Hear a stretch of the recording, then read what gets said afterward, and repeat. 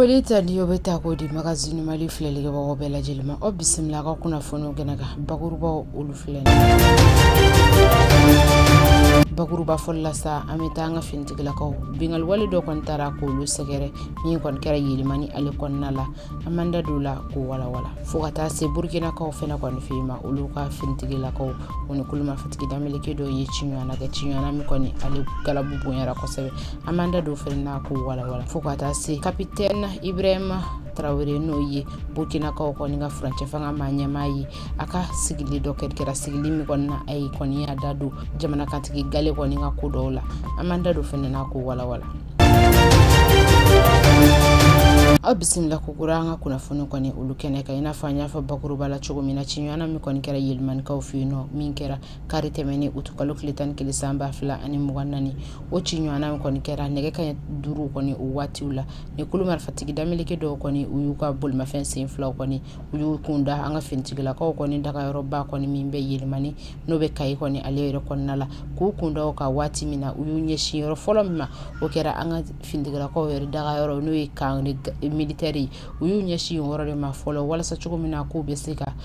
dangari ko uluka aramadiyan wala tugumna nga fintigila ko chesiru ko jijanu ka maga usira ga sababu kadi ma ku fulinu ko ni chama ko ni ku ulugen wa fenere uyu nyeshi fene ukakaso bomba mimbino no ukoni ko ma chama ko ni dagalimbo ko na la kumina ku bla berla ko na la ukoni ku ul fene mine wuni ma ko fulinu ko ni bela jelengene ko watimna uyu kunda Mali ani Mauritania ko ni dancem bulu nyancha uyu nyeshi usira ko fulinu ko nema wala sa chugumna ka tunu ufaya kulongo ukonnala wa fene ko ni ataka la je ko ma chama ko ni bonana unina keren ni yala fintigla ko bala fukata si jawna de ngwanza mono kunu kumbe sugu konnala barsabla kame sugu masurala chama ko ni ulubanana uluka ko jurula ka do fene ko ni bamba to free ulukon ko jurula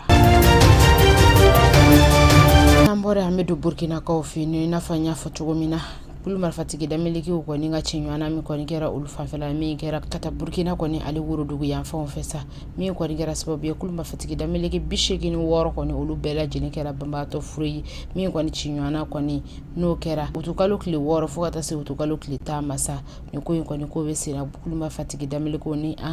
army ko ni Burkina be ko fintigla ko ni ulu ni nyanche mi ko ni be Burkina ali wuro dugu yan fa fesa laselu ko ni kera uka laseli ke Europa ko ni mibi no na fuma ko press local ko ni kera karite meni ka agency woni ataka le ko ni barase ko ni kera no ka operation mibi na le twa ko ni éclair ko ni sa ko ni 19e bataillon mawi mun ko ni nga barase ko telu uno ko ni kayino fene ko ni mal fatigi damileke no uyu chama ko ni bunte ko sebe ko siku bela jelen ko ni ke baba to free nga ko Burkina ko ni ale nanti ko fene ko ni na ko manani ko ni ko ojugina wa ko ni ataka le je ko dibisa mba fla ani tan duru ko ni sauna wa ko ni kuluma fatigi damileke ko kelimbe ga jamana Afrika wurudu ya fanfe dugu munu be ka seko ulu ko ni chama ko ni bali u sigila bar sabula ku chama dagali menyi woro ku fulunna mimbe ka sababu ye ka ma chama ko ni ko lubla sigiro tanya na ka do bla bulli ko na ka bu sigiro la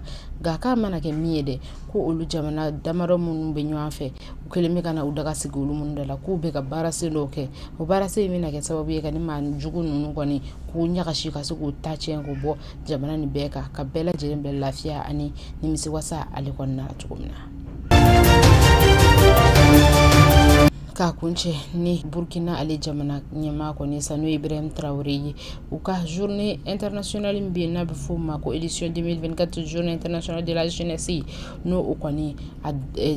online era ko kuti dowore intégration fukata sécurité no ben ani lagana ni kiliya sabatil ko nyuma an développement no yirwa ko ni mesika si jamana nu ka chugumina uko ko ni nyena mara ka be jumate meni ko ma utukalo kile ko non to samba fla ani mugana ni wadu were ali konnala no Burkina ali fabay uka France fanga manyema ko ni ali tumi akenega aya yira ka fo ko ivar jamana kantigi koro ko ni ko ay barasilo nundu munu ko tumetaka barsabla ka kelna fa adesra fendo dilla ko kɛra sababu ye a nana ni imperialism ko kɔni min kɛra sababu ye n'u y'a yɛrɛ gɛn joona ka se ka attacher a yɛrɛ ka kolon ale kɔni na. Wa fana n'i y'a ta k'a lajɛ furancɛ fanga ma ɲɛma n'o ye Burkina bew ka furancɛ fanga ma ɲɛma kɔni sa a bɔra ni kumasen dɔw ye minnu tun bɛ taga Segu Ture ka kumasenw kɔni kan a y'a yira k'a fɔ ko n'a ma ɲa kɔni ko bɛɛ lajɛlen kan ka dangarikɛ colonialisme na n'o ye kana jamana kɔni mara ni jamana wɛrɛw ye ko o ka sɔrɔ ka an yɛrɛ bɛ ɲɔgɔn dɛmɛ ko ɲuman na. Barisabula ko n'i y'a ta k'a lajɛ jamana ninnu caman bɛ yen nɔ dɛmɛ o t'an bolo barisabula an caman bɛ yen nɔ an tɛ se ka ɲɔgɔn dɛmɛ ko ni jamana ninnu caman bɛ yen nɔ ko u bɛ ka u ka yira mɔgɔw la i n'a fɔ k'u bɛ ɲɔgɔn fɛ ka sɔrɔ bɛn kɔni o tɛ jamana ninnu kɔni kɔnɔ bada. Wa fana ko min filɛ nin ye dɛ ko n'i y'a ta k'a lajɛ ko jamana caman bɛ yen nɔ k'olu mana wuli k'u bɛna lafiya ani bɛn kɔni sabati u ni jamana wɛrɛw cɛ ko bɛɛ b'a fɔ k'i yɛrɛ kun ko maa kelen tɛ se ka bɛn ɲini maa kelen tɛ se ka lafiya ɲini wa maa kelen tɛ se ka yɛrɛkumasɔrɔ sɔrɔ ka sɔrɔ i m'a ɲini ni i sigiɲɔgɔn ye. N'i bɛ fɛ ka yɛrɛkumasɔrɔ kɔni sɔrɔ ko ka sɔrɔ maa minnu b'i kɛrɛfɛ i n'olu bɛɛ lajɛlen jɛra k'a fara ɲɔgɔn ko sitɔ ko maa kelen kɔni k'a wuli ko kuma mana i ja i k'o fɔ kuma mana i ja i k'o mɛn k'o tɛ se ka kɛ k'o bɛna min ye jamana yɛrɛ kɔnɔ k'o ye ka ferege ɲagami kɔni ko k'o don jamana ale kɔnɔna la n'a ma ɲa ko maa kɔni kelen bɛ jamana ale basigi na a nimisi wasa kɔni ɲini sa k'a kan ka kɛ i n'i sigiɲɔgɔn bɛɛ lajɛlen a kan ka kɛ ni jamanaden ɲɔgɔnw bɛɛ lajɛlen. Wa fana y'a yira k'a fɔ